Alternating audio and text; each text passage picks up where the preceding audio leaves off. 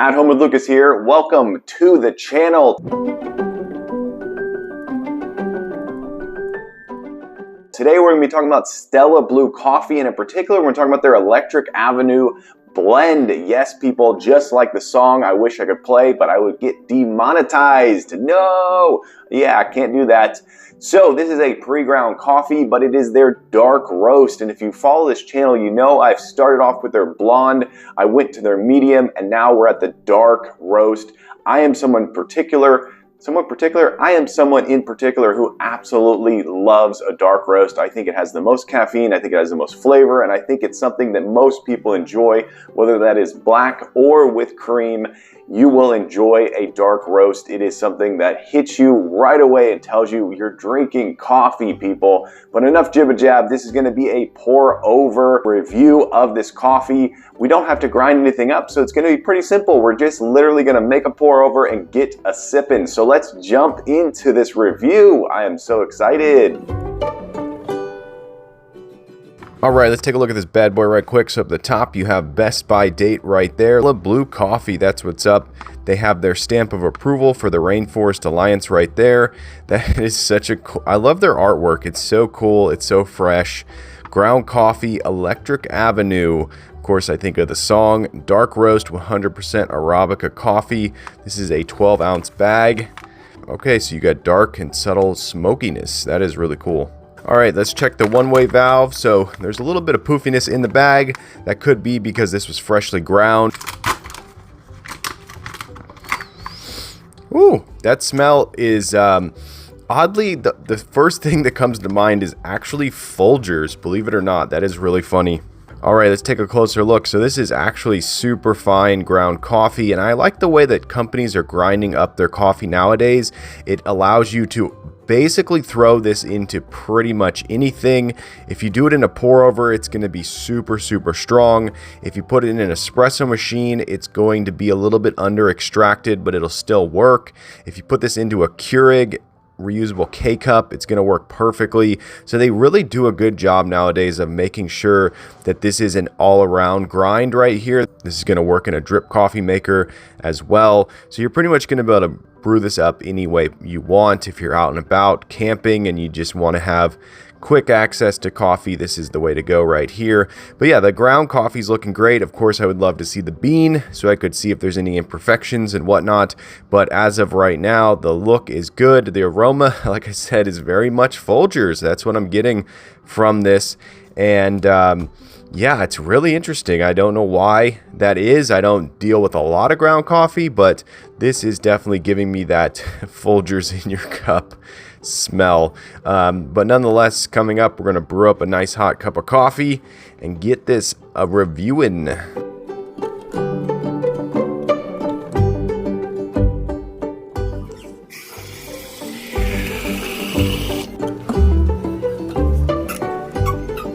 All right, we got my coffee Gator 1/8 scoop or 30 milliliters right here. Then we have my coffee Gator pour over machine. This thing is a true beast. I've been using it for years and years and years. Our coffee to water ratio is going to be 500 milliliters to 4 scoops of the 30 milliliters. Let's go ahead and load this thing up with the Stella Blue.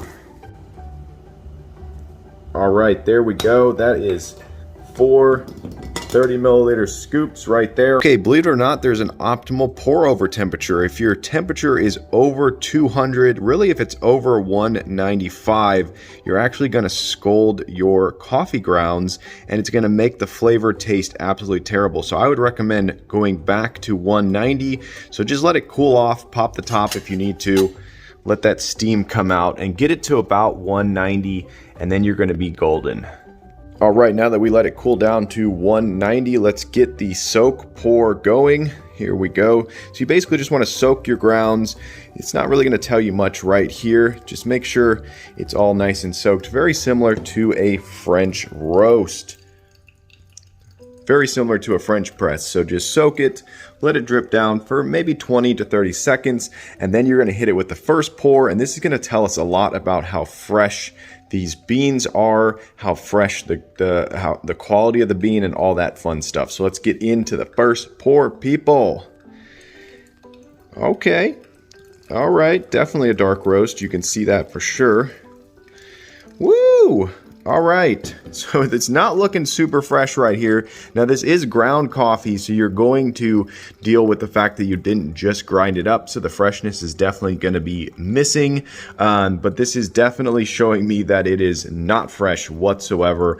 That is very interesting. Let's go hit it with the second pour. So you want to do this within about 3 minutes. So if you're new to a pour over, set a timer for 3 minutes. If you don't hit the time, just speed your process up a little bit on the next go around. But yeah, this is looking like some super dark roast. It's not giving me that plumage. It's not blooming up like a fresh ground coffee would. So this is more of the standard you're going to get when you buy pre-ground coffee, which is why I always preach on this channel. Buy whole bean coffee, grind it up yourself. The freshness is unreal, people. Okay, we're getting a little bit of a cinnamon swirl going on here. You're seeing it get a little bit lighter right there. That is very nice to see. Let's go ahead and check the stream. This pour over likes to hide the stream from me. Okay, there you go. Not bad looking at all. All right. Very nice. It's a little bit weak, and it's definitely dark down below. But yeah, that is very interesting. We're on our way to 500 right there, people. Let's keep it going. This will probably be the last pour right here. And there you go. Yeah, I mean, this is not looking terrible right now. It started off a little bit weak. It's getting a little bit better as we go. But there we go. We're almost to 500. We'll stop it right there.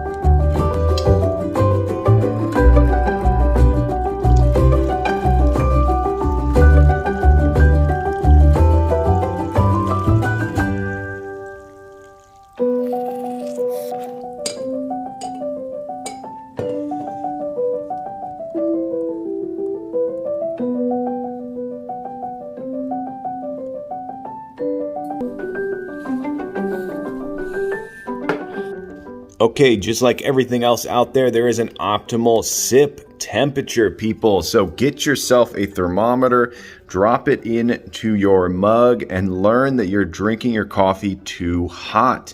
Yes, there's an optimal temperature, and that is between 130 and 135. So I always go to 140, I let it cool, and then I start my sip, and that's gonna actually give you more flavor notes. It's gonna give you so much. If you drink your coffee over 140, you're actually going to be tasting way less, and it's gonna be just a bland cup of coffee. All right, let's get into this sip test, people. Ooh, that aroma is very interesting. Just like all the coffee I review, the smell is the first thing that hits you, and this one has a smell that is a little bit standard, but it also is a little bit unique. I want to take a quick minute to talk about my water filtration system back there. It's actually reverse osmosis. If you don't know what that is, Google it. It'll give you a little understanding about how my water filtration is going to impact my cup of coffee. Now, I have hard water where I live, and if you don't know what that is, you're also going to want to Google that, because a lot of people don't know that water is not all created equal. And when I say water, I mean tap water. So tap water is not all created equal. Hard water will change the flavor of your coffee versus bottled water. So if you throw a bottled water in to your coffee machine, you're actually going to get a better tasting cup of coffee, believe it or not. But there's also a balance. You don't want it to be too filtered, and you don't want it to be too full of minerals. So there is this balance that gives you the perfect tasting cup of coffee. There's also a way to lower the acidic taste. This has all been documented in videos on the interwebs. You can Google it, you can YouTube it, and you'll find some on there that'll give you some really good understandings of how to make a better cup of coffee without spending huge amounts of money on a bigger and better machine. Make the equipment you have work better for you by learning how to maximize it. That's what I always say. Anyways, I did a full review on that water filtration system that is attached to my sink right now. It's reverse osmosis, as I said. You could check my channel to find that one on there. But enough jibba-jab, let's get in to the sip. Oh, yeah, it just smells very interesting. It has like this sweet yet harsh smell to it. Ooh, I'm excited. I keep saying Electric Avenue, and this is called Electric Ave, which is short for Avenue, but they're trying to not be the song. They're trying to be their own unique whatever. So let's go ahead and get into this, people.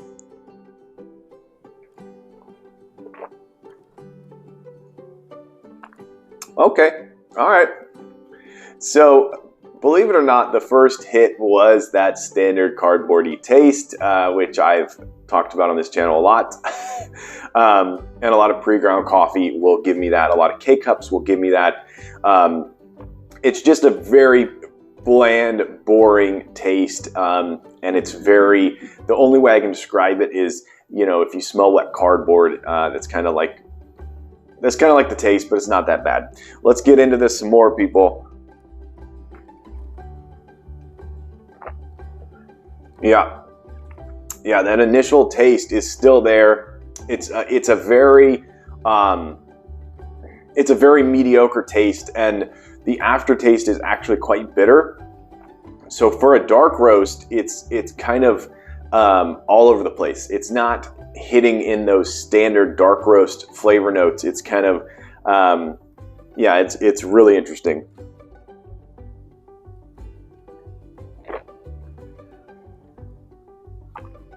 Okay, so this is definitely a dark roast that's going on the more harsh side. And for the amount of coffee to water ratio that I threw into this, I should be getting hit with a lot more flavor and a lot more power. And I'm kind of getting like this watery taste to it. So it's really interesting.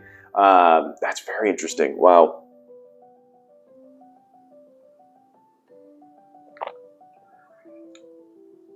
Yeah, so on that one, so the flavor is not powerful. It's not strong. It's very mild and very weak. And it's definitely giving me this confusing taste. It's very confusing. It has these flavor notes that are kind of all over the place, and it's not really blending into one. And I would absolutely love to get this as a whole bean. I think if I got it as a whole bean, ground it fresh, we'd be having a completely different conversation. But this is what I have. It is pre-ground. And like I always say on this channel, avoid the pre-ground, go with the whole bean and get the full flavor. Yeah, that is just not, it's not doing it for me. It's got this harshness that kind of flows over the roof of your mouth. You got this watery sort of taste to it. It's very thin, and it's very, I guess it's lacking of oil too. I'm now noticing there's not a lot of oil to it. But of course, as I keep talking, as I keep sipping, I'm starting to get some flavor notes that are a little bit more enjoyable. Yeah, it's that initial, what's happening is I'm getting this initial hit that is bitter and a little bit sour, and it's just not the comforting first sip that you want. It's not that first aroma that you want. You want something that's got more. Yeah, it's very interesting. It's definitely harsh. So once again, I am someone who goes for the sweet, harsh coffee versus the bitter, harsh coffee. I want a sweeter dark roast. I don't care if it starts off harsh and then in sweet. That's amazing, because then you go back in for another sip. This one is kind of staying in its own sort of dark roast, like harsh, bitter range.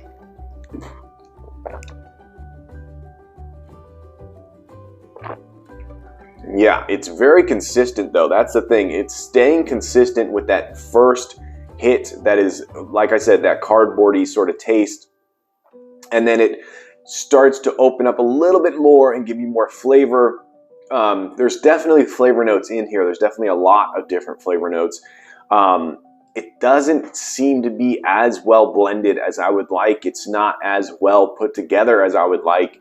So what you're getting is this sort of bounce around craziness of flavor. And maybe the pour over, maybe to their credit, the pour over is not the best place to be. But that's how I review all my coffee on this channel. Yeah, that is just, it's a very strange cup of coffee. yeah, it's very strange. I'm still not really enjoying it at all. Like it's very much on the offensive side for my taste buds. My taste buds are screaming at me right now like, this is not good. We don't want any more. But I do it for you people. I sip the coffee, I talk about it, I jib-a-jab, you get the words, you learn a little bit hopefully. I wish I was a better teacher. I'm a terrible teacher. I want to inform you guys with so much more information, but my videos always end up being basically the exact same, and I'm just like, I want to like boost everything up, but as of right now, that's not where I'm at. Maybe if I had a partner who was like a super, I need a researcher. I need someone who goes and researches everything and then gives me cliff notes that I can tell you guys, and then you guys are like, boom, this guy's knowledgeable. There's definitely a lot of caffeine. I'm feeling this caffeine flow hit me kind of hard. Yeah, this definitely has a decent amount of caffeine in it, but the flavor is, now I could imagine if you put in your creamer, your sugar, your cakes, your ice cream, your cupcakes, your donut holes, if you threw all of that into this cup, you would probably still have, you would definitely still have this flavor of coffee that would push through, which would be really enjoyable. A lot of coffees are too weak and their flavors are not strong enough.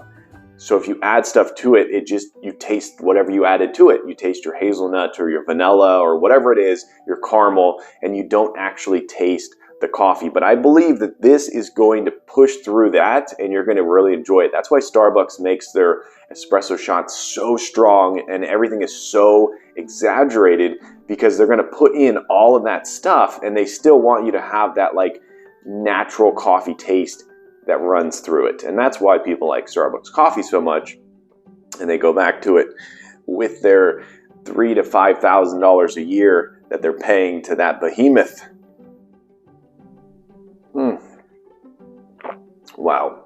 Yeah. Okay. Yeah. So I'm going to give this a very low star rating. I'm going to give it a 4.0. I'm giving it a 4.0, and I'm going to say that it's on the lower end of dark roast for me as a ground coffee. Now, if I got this as a whole bean and I sipped it, we may be talking about a high 4 to solid 5. I don't know. As of right now, that is what this is getting, a 4-star rating. It does not tick off all the boxes. It basically misses all of them for me personally, and all the coffee that I've reviewed on this channel. This one does not give me that wow factor. It doesn't blow me away. It's not a solid blend. It's not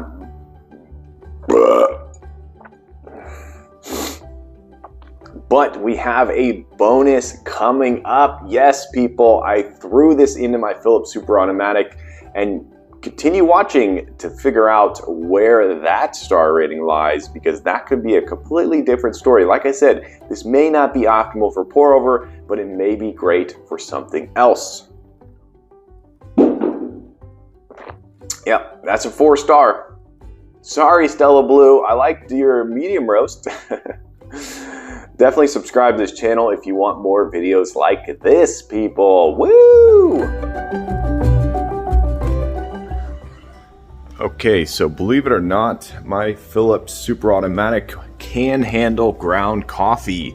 It's actually really simple. You take your ground coffee, you pour it in to the ground coffee chute. It lands directly in the puck down below. It tamps it down for you, and then it brews up a hot cup of coffee. So we're gonna be pouring one 30 milliliter scoop into the Philips Superautomatic. Okay, this machine is super simple. It does espresso or it does coffee. We're actually gonna do an espresso.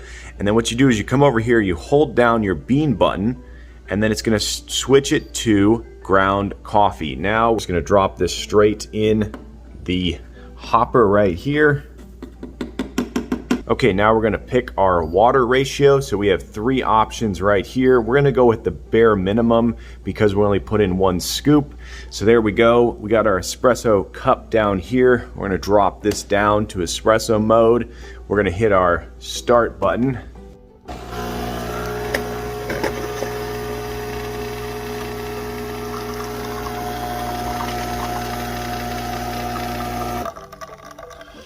All right, let's get into this bonus sip, people. So you can see it's still holding some solid crema on there. I'm actually really impressed on how it came out. The aroma is extremely powerful. What you didn't see on the camera was I had to drop it down to 15 milliliters instead of 30. I kept putting 30 in there and my machine was like, no, we're not gonna brew that up. It would just dump it real fast. So it has some size amount. So this is only 30, or this is only 15 milliliters to whatever the single shot of liquid is. I'm guessing that's 1.5 ounces right there, maybe 1 ounce. So that's pretty strong. Let's get into this bonus sip, people. You're getting lucky on this one.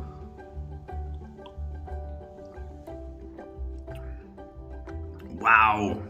That is intense. Whoa. Wow. Okay. Definitely getting some strong syrupy-like taste. Very sweet. It has like this caramel breakfast syrup sort of taste to it. Yeah, that is a delicious espresso shot right there. That's 5 out of 5. All right, there you go. That's the Electric Avenue blend from Stella Blue Coffee. Hopefully you enjoyed this video. If you did, definitely click that like button. And if you want to join the Adam Lucas family and you want to be a part of this crew, hit that subscribe button. Every time I get a subscriber, I get a boost to make more and more videos, and it's because of you guys I surpassed 6K. Yes, people, on my way to 7K, but I need your help. Yes, you right there. Tell your friends, tell your family, this guy's on YouTube. They should go subscribe and watch my channel. But as always, I thank you for watching each and every one of my videos, and I'll catch you in the next one. Bye-bye.